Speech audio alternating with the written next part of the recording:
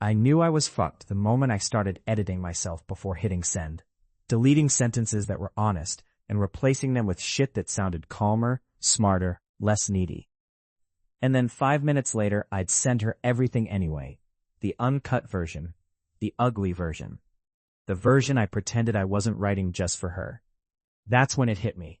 I wasn't protecting myself anymore. She never asked for my secrets. That's the trick people don't understand. She didn't pry. She didn't interrogate. She made silence feel filthy. Like if I didn't confess something, anything, I'd suffocate in it. Desire does that. It makes your own skin feel too tight. You start dumping shit just to breathe. She flirted like an accident. Voice notes sent too late at night. Laughs that lingered half a second too long. Compliments framed as observations, like she'd noticed something about me by mistake. Every time I tried to name the tension, she'd smile and say I was making it weird. So I shut the fuck up. I let her decide what we were. I let her decide when I'd earned warmth. By the time I realized I was being steered, my fingerprints were already all over the damage. And the worst part? I pulled the trigger smiling, because I thought it meant I mattered. She had a way of listening that felt intimate without being kind. That's the difference people miss. Kindness reassures. Her attention stripped you down. When I talked, she didn't interrupt. She didn't nod too much. She just waited, eyes steady, like she already knew where I was headed and wanted to see if I'd say it out loud. It made me feel exposed and chosen at the same time, which is a fucked combination. I started telling her things I hadn't said cleanly to anyone. Not because I trusted her, at least that's what I told myself, but because she made the act of holding back feel childish. Like I'd be disappointing her if I stayed vague. She never accused me of hiding. She'd just go quiet after I dodged something. And that silence would crawl under my skin. I'd fill it with confession just to make the air move again, and she rewarded me for it, not with affection exactly. With relief. A soft laugh. A message back quicker than usual. A "that makes sense" that landed like absolution. I started associating honesty with relief, not safety. Big fucking mistake. The loyalty tests came wrapped in vulnerability. She'd tell me about some mess she was dealing with. Never the whole thing. Always fragments. Someone who'd wronged her. Someone dangerous. Someone who needed to be handled. She never asked me to do anything. She just framed the situation and let my imagination sprint ahead, chest out, ready to prove I wasn't like everyone else who'd failed her. When I hesitated, she didn't push. She sounded disappointed.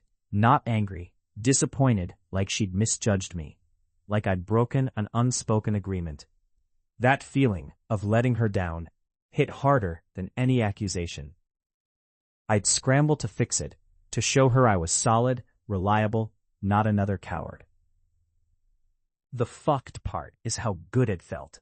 Being needed, being trusted with half-secrets, being the one she leaned on when shit got heavy. It fed something ugly in me, a sense of superiority, like I was above the pathetic men she complained about. I told myself I was helping. I told myself this was intimacy, not control. I started censoring my reactions in real life too. Friends would ask what was going on, and I'd give them nothing. I didn't want their opinions muddying the water. I wanted her version of events clean and uncontested. That should have scared me. Instead, it felt like loyalty, like devotion, like I was finally inside something exclusive. She never once said, "Do this for me." She didn't have to. By then, I was volunteering for the role. The sexual tension was never resolved. That was the point. It hovered, constant, electric, just out of reach. She'd compliment my voice, my hands, the way I freeze things, but always in a way that could be walked back. Plausible deniability was her favorite weapon. If I leaned into it, she'd tease me for reading too much into things. If I pulled back, she'd get colder. So I learned to live in that middle space, aroused and uncertain. When she sensed I was hooked, she turned shame into a leash. If I got too explicit, she'd joke about me being a little intense. If I pulled away, she'd ask if she'd done something wrong. Either way, I was the one apologizing, the one recalibrating, the one proving I could behave.